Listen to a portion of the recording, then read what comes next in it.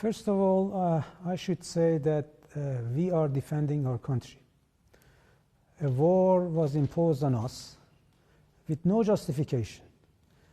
Even the American administration is not in a position to say what is the objective of this war, how this war is going to end.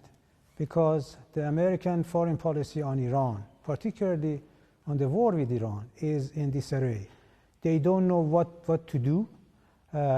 Once they say that the reason for starting the war was the nuclear issue, then they changed their mind. They said that there was an attempt to kill President Trump. Then they changed their story, their narrative, saying that Iran was about to attack America, and then it was a preemptive attack by the United States against Iran. So this is the fact that they started the war in the middle of negotiations. We were in Geneva negotiating in good faith, and in fact we made progress in the last round of talks, as was announced by the foreign minister of Oman, that we made significant progress. What happened between Thursday night and Saturday morning, less than 48 hours, which changed the mind of the Americans, that has to be explained by the US administration. Last June, we were also negotiating with Americans. We made some progress in those days. We were about to start the sixth round in June, when 48 hours before that, we were attacked.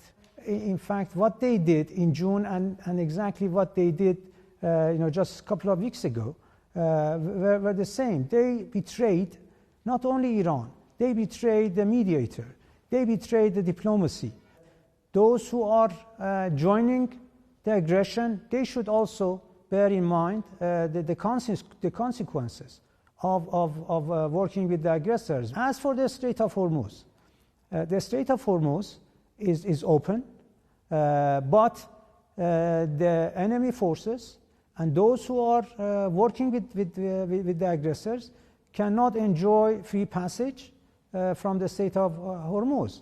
This is a very principled position, and some countries who have worked with us, who have approached us, they have got clearance to pass through the Strait of Hormuz, but we have said clearly that we will not allow enemies to benefit. I hope that the Americans will not make this big mistake of trying to use their forces to occupy any place from Iran, because it is not an easy job.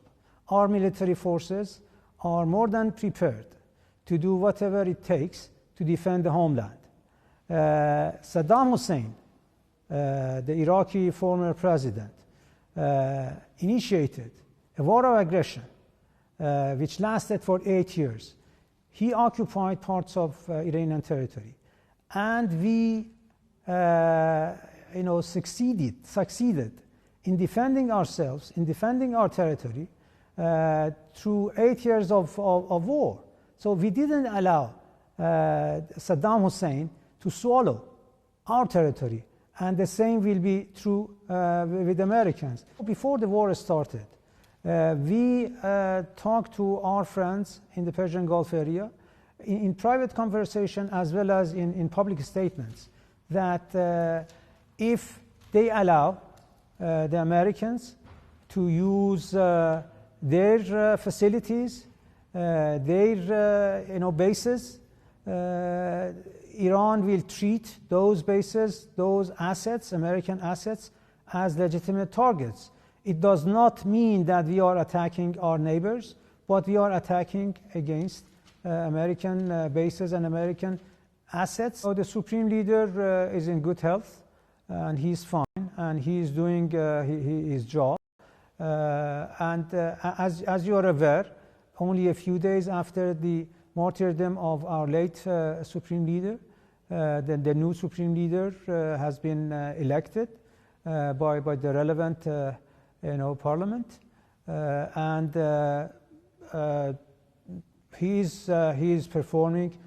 And whenever there is a necessity for him to be, to make public statements, in TV or in other places, I'm sure that he will do it. He has already made, one statement. The Spanish government has made some principled position in terms of acting in accordance with international law.